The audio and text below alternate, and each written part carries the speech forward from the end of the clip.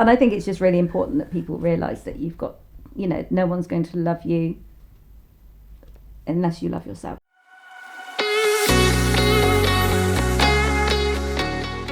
Welcome to another episode of Beneath the Page, the podcast about books and the writers behind them. I'm Steve Couch.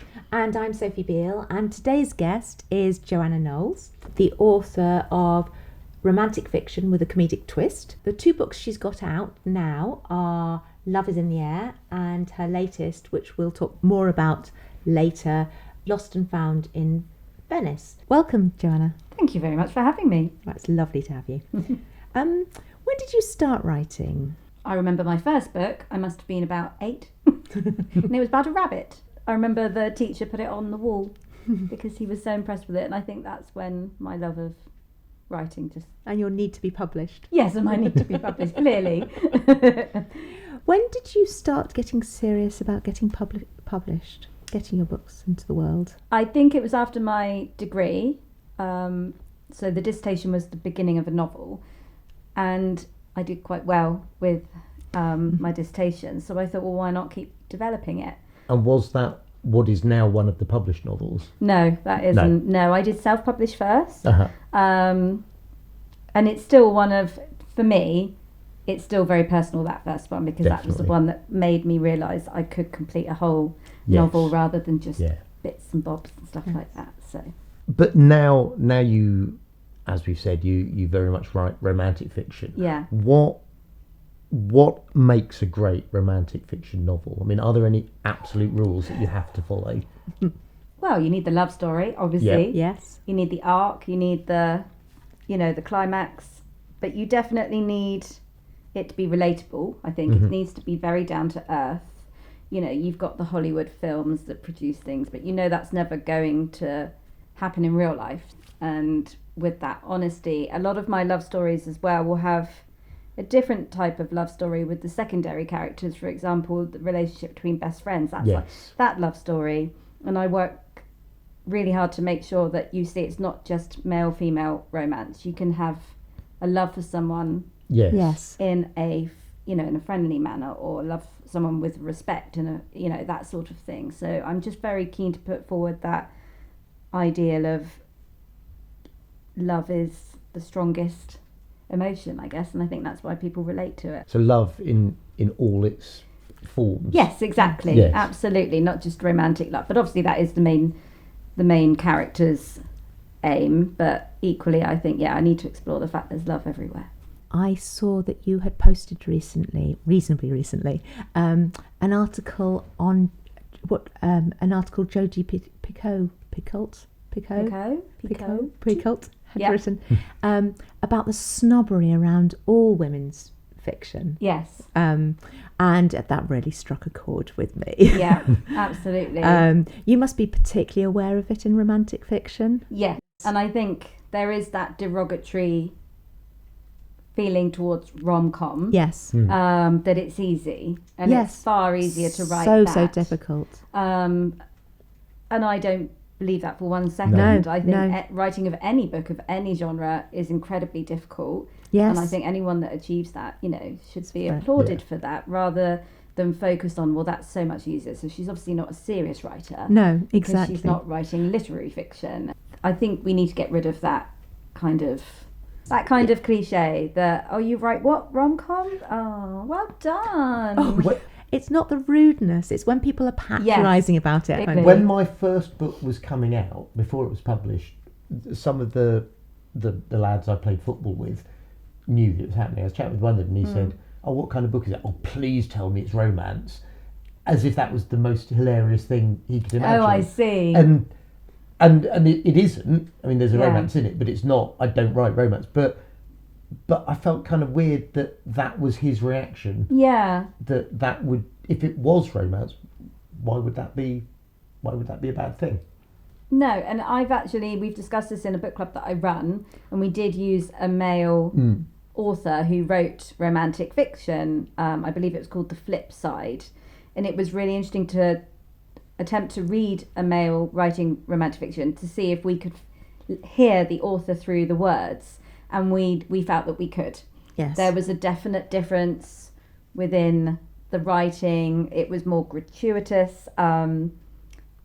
Let's just say the focus on the physical side of the romance was definitely there. Yes. And it was a very well written book, but equally it's very interesting to see if when you read a book you hear the author's voice coming out. Both books you've written so far involve travel. They do. Where's your favourite place in the world? Oh my goodness. I'm not lucky enough to have been everywhere in the world, but I have to say my particular favourite would be America. I have fallen in love with America. We've just actually done a road trip across America in 3 weeks, and we covered just under 3,000 miles. Do you love America generally, or is there a specific part of it that is close to your heart? I love New York. I do love New York. Is it as good? I've never been to. Yeah. I've never been across the pond, but I do love my films. Yes. And I've one of the things that stopped me going to New York, other than the money and everything, is the idea that I might be disappointed. Is it as good as? Yes, and that was one of my big concerns because I'm a reader and I've read and watched every rom-com there is. Yes. I was worried, and we went at Christmas as well. Oh, yeah. So a couple of weeks before Christmas. So giving it lots to live up to. Exactly, and we had the tree at the Rockefeller Center. Yes. We had Central Park. And, you know, that sort of thing. But boy, oh boy, that has character, that city. Was this trip in some way, or will it become research for another book? Well, I'd actually written Love is in the Air before we went to New York. And that's set in New York. It is, and one of the things my editor said was, so how much time did you spend in New York doing the research? And at the time I said, I've never actually been. And she said, what? She said, how on earth do you write I've watched it? You've Got Mail. Yeah, she was like, how on earth do you know so much about it and you're so descriptive? And I was like, yeah, hello. I'm a writer. American films, that's, and it really did live up to the hype. Oh, I'm very pleased to hear it. Even to the point, I know this sounds ridiculously untrue, but it is true that when we went to Central Park, it started snowing. Oh, it didn't. Oh, it did. That's incredible. Like almost sickeningly brilliant. You might have persuaded me to go. You must go. You the must kind go. of detail that in a book you'd think, the author's Exactly. just laying it on thick now. Yeah, exactly. How cliche. But no, it really did. And it really is as beautiful as you imagine it to be. Fabulous. We're here mainly to talk about Lost and Found in Venice. Yes. Tell us about Lost and Found in Venice. I do love Lost and Found in Venice. I love my main character, Rosie. Yes. I think she's got such a vulnerability about her. She's a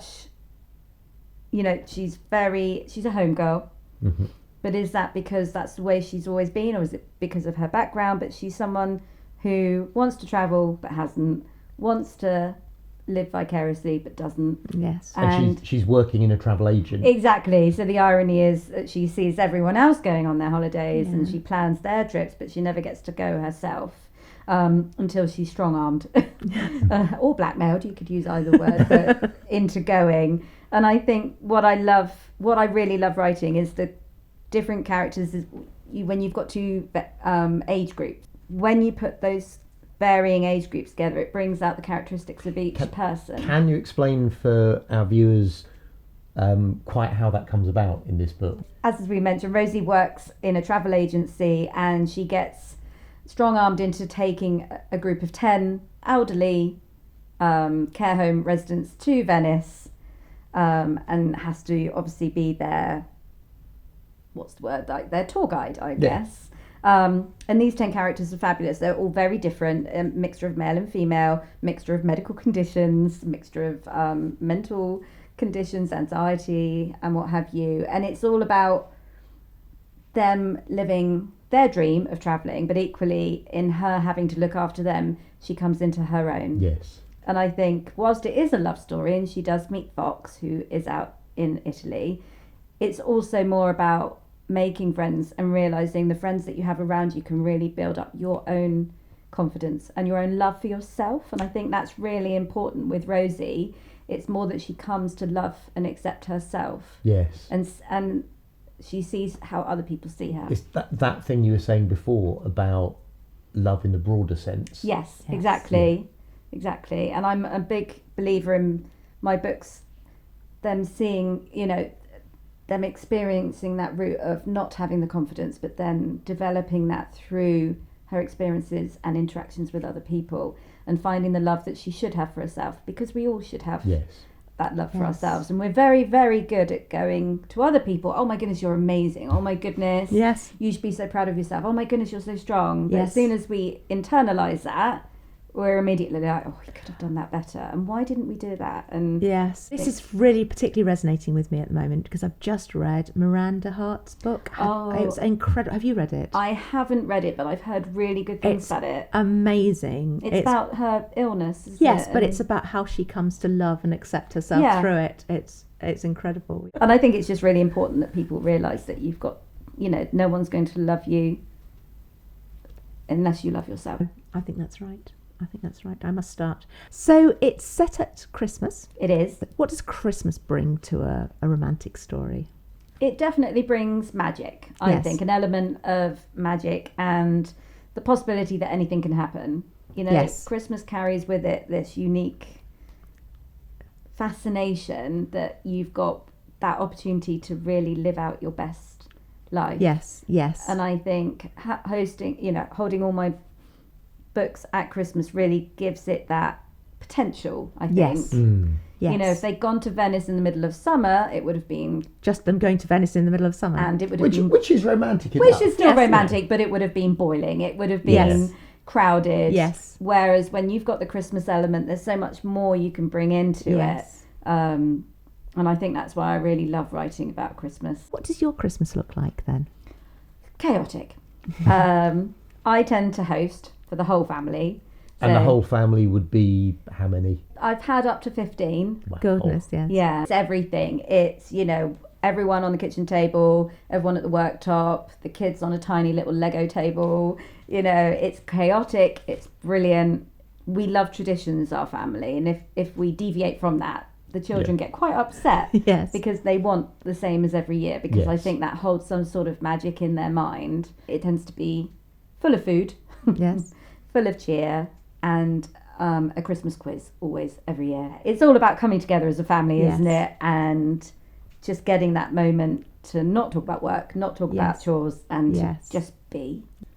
Going back to Rosie, your main character, when we meet her friends accuse her of being stuck, of not getting out into the world and on with her life. Yeah.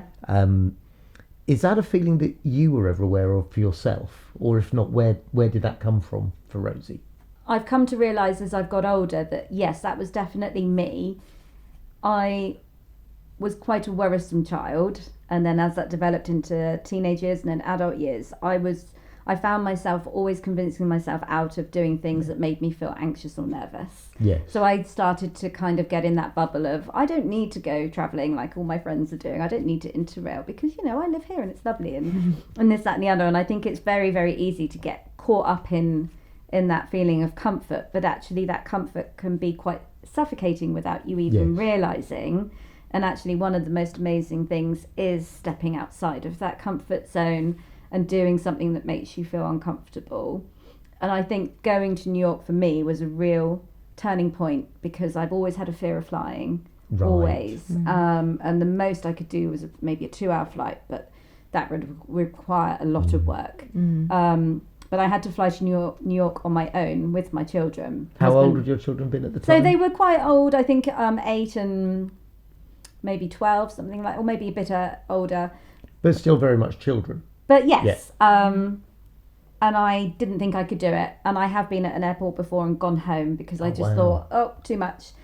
But I was determined to do this one. And after I'd done it, I remember thinking to myself, you're a lot stronger than you think, you are. And that kind of made me think that's what we need to explore. And if you can do that, you can do so much more. And let's step outside of that comfort zone more and more often. I understand you did 2 degrees, both your degrees, with young children. I did.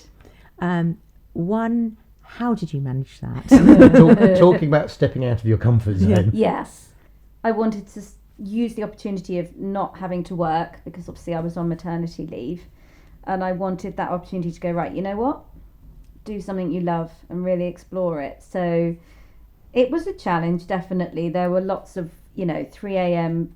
feeds while trying to read Shakespeare and, Yes. and make notes and everything. But actually, it was a real focus for me. And I think when you're a mum as well, a new mum, you can feel as if everything is done for everyone else. But I loved that little nugget that was mine. Yes. And it gave me that focus to go, yes, you're a mum now and you've got the label of mum and wife and what have you. But that for me was, Yes. this is yours, go for it. Yes. And I loved it. And then I got addicted and then I did the masters and then we had COVID, which was great fun. So I was homeschooling Yes. and writing assignments for my masters. So I do like a challenge, it appears. Yes. Rosie at one point in the book says, I believe that out of every bad situation comes a bit of good. Is that just Rosie speaking, or is that a bit of Joanna as well? I think it's me. Yeah, absolutely. I think it's that perspective that I'm trying to live now. Yeah. That positivity of, we do get our blows, we do get knocked down, but it's about turning that situation into a learning situation, and what can you come out of it, and what can you say was the good that came out of it, even if it's just you survived. Yes. That's still a positive. Do you want to give any examples? When I had my second, unfortunately my stepdad died 2 days after, but I couldn't leave the hospital because the baby was in intensive care. So the hospital said you can't leave, and obviously I didn't want to. No. But equally I was very aware Yes. that I needed to be with my mum and stuff. So that was incredibly hard. And then navigating a newborn phase with a 5-year-old in grief yourself. Yes. Yes. That's incredibly, I came home from the hospital and I had the same pile of congratulations cards as I did Oh, wow. sympathy cards. And that was incredibly difficult, navigating grief, as I say, with little sleep and Yes. 2 children and and all that comes with that. But again, I do look back and I think, well, A, how lucky was I to have someone that I love so much that I had so much grief for, Yes. and B, if I can do that, then I'm capable of doing a heck of a lot Absolutely more. anything, So yes. I think it's really important that you don't look back and think, oh my goodness, life's been tough. You look back and go, oh my goodness, life's been tough, and look, I've come through it. and yes. I think that's really and key. celebrate Exactly. victory. And I think I want to get that message out in my books. In the book, Rosie, when we meet her parents aren't alive anymore. Yes. And one of the things that is really striking about the book is that the various depictions of family that she encounters are just lovely. Oh, They Yes, I want to live in your world. I hope that your world is basically a reflection of the one you really live in. Well, this is what I was going to ask is, and it's a question where there is possibly only one tactful answer for you to give, which is those lovely visions of family life that you give us. To what extent were you drawing on your own family for those, and to what extent do they reflect your family? So I come from a divorced upbringing, so that wasn't particularly romantic, shall we say, or in any way calming. No. However, I was very fortunate to meet my husband, who is the complete opposite of me, which is brilliant. And he is my calming, force around me. He's your Kate, Princess of Wales. Exactly. Yes. I think the romance that we experienced, for me, I want to portray that in the book. Yes. And, it's not unrealistic love. 21 years married, we do argue. He never puts dishwasher on properly. And for some reason never wears shoes to put the bins out, and I don't know why. But there you go. Anyway, it's all coming out now. Yes, it is coming out. All this unreasonable behaviour. Love has triumphed. It has.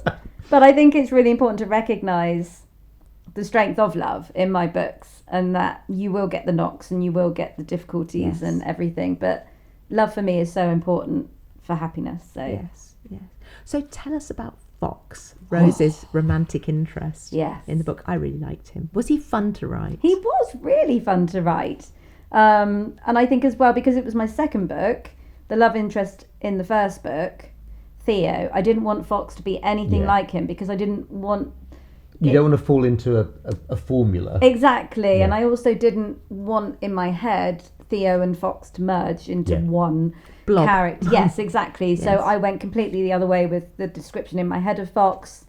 And again, I didn't want to just compartmentalize him into this strong male rescuer. And that's something I'm very, very keen not to do. And so he comes with his flaws and he comes with his grievances, I guess. And I'm very, very keen to keep him as realistic as possible. But equally, I don't want him just to come in and swoop her up and rescue her like, you know, the princess in the tower. No. Yeah. Because women should be able to rescue themselves. So yes, he is the main focal point of the romance, but equally, he doesn't run it, if that makes sense. Yes.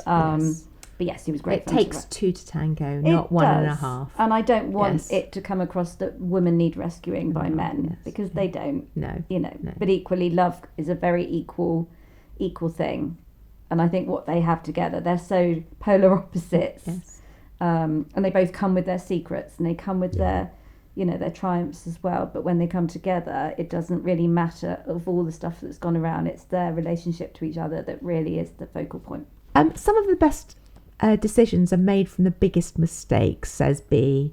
That really resonated with me. Do you have any examples of that from your own experience? Oh, the giggle. Probably not that I'd say vocally.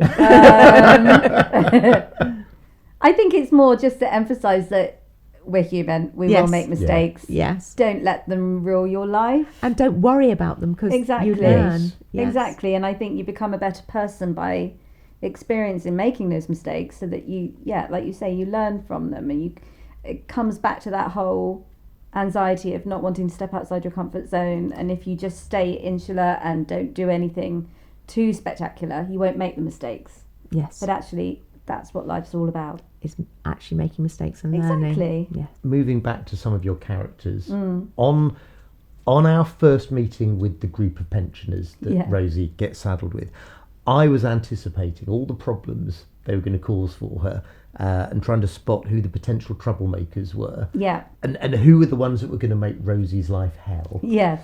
And actually, they turned out to be a set of complete sweethearts, but had hidden depths that at every turn we were revealing another facet of another one of them. Were any of them modelled on real people? How did you go about creating that group? No, they're not based on anyone real, but I think it comes from the fact my grandma, she sadly, very, very sadly died a month ago, but she was 106. Oh, goodness. Almost 107, and she was just fantastic. She was based in Whitehall during the war, 2 floors, below Churchill, and she has gone through so much bravery and so many challenges. And I've always said to my kids when we go over there, don't look at her for what she is now, as someone who needs looking after and is a bit frail and, can't do this. Try and look at her from what she's achieved and what she's done in her younger years. Because you're still the same person inside. Exactly. I certainly feel 26. Yeah. I'm not. And I think that's 12. yes. I think that's really important. I want my kids to view people for who they are, not what they look like. Yes. So I think I was very keen to create these characters that you might stereotype quite easily, but actually there's a vulnerability, but equally a life experience that they've all had that I want to portray to the readers, to say, don't judge people on how they look. No. And the elderly are such a fantastic way to gauge what life was like firsthand.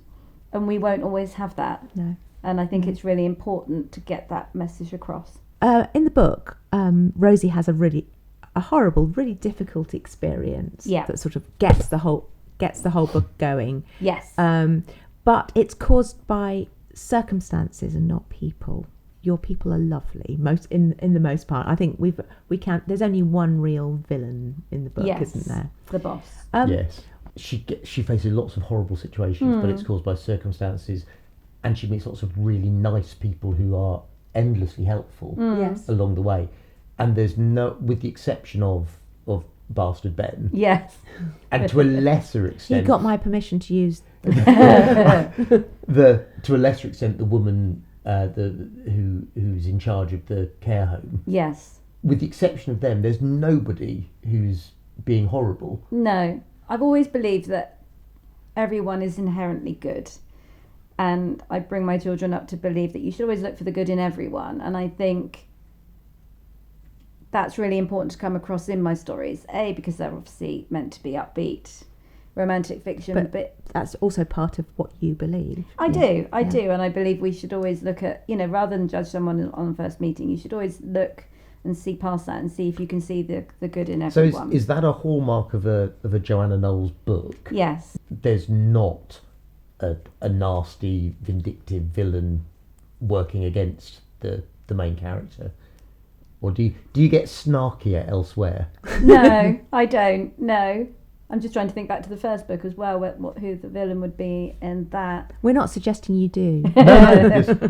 But again, I try, and even with the villain, I will try and justify the reasons why they act like they do. Yes. And I think, again, that's really important rather than just, But I think the effect of doing that was it felt like it was a nice world to be part of. Yes. It was an enjoyable. It was like a warm pullover in front of the fire. Yes. Yes, it had that lovely feeling because it wasn't as if it wasn't that. It was really nice, not feeling the threat of people, being able to trust the characters you'd put into this world, and being able to sink into it. Because in life you're often a bit wary of other people because you don't know them. But I really enjoyed being in that world, and I think I will have to read your next book. In the first book as well, I've got the main character obviously goes to New York. And she has to get in a taxi, and she's very sad. She's come from England where she was meant to be getting married in New York, but she still has to go because she works on an airline. Yes. So she's there at Central Park where they were getting married. Oh, wow. And she gets a taxi there, but the taxi man hears her story and just tries to, give her some sage advice. I guess he's an older man with children himself. But what you don't see is how much he is thinking of her, and then on the day of what should have been the wedding, him and his wife turn up at the venue with some flowers because his wife is a florist, and she was like, well, how did you know I'd be here? And he just went, from hearing your story, we thought you'd be here, no one should ever be alone. And I think I want everyone I encounter to have that kind of mentality, that you must look out for each other, you must look for the human in everyone, and you're here to make other people feel good. So I understand you've got a third book on the way. I have, yes. Do you want to tell us about that? I understand it involves volcanoes. It does. So basically with my books, I want every single first page to be set somewhere that I haven't read a book ever set there before. So that's my premise for every book, that it must open somewhere that I've never read before. So this one is at the top of a volcano just before Christmas. That well-worn setting for yes, exactly. Fiction. The main character is a volcanologist, and she's there based with work. She's lived there now, I think, for about 5 months on the side of the volcano, and they're doing all these experiments and everything. And then you've also got an American film set coming to the volcano to film a sci-fi, because obviously it looks very barren and very moon-like, I guess. And it's about those two completely separate lives just colliding, and what you think shouldn't work and what you think should work completely turn around on themselves. And I think that's where that comedic element comes in, that the two main protagonists really differ, but equally I think there's that fine line between frustration and romance. Do you have a website? I will do. I did have one. It's being redone at the moment. Yes. Do you know what the address is going to be? I'll come back to you on that one. Okay. Fair enough. So thank you very much for coming. It's been absolutely lovely getting to know you better. Thank you so much for having me. It's been a pleasure to be here and to be on your podcast. It's been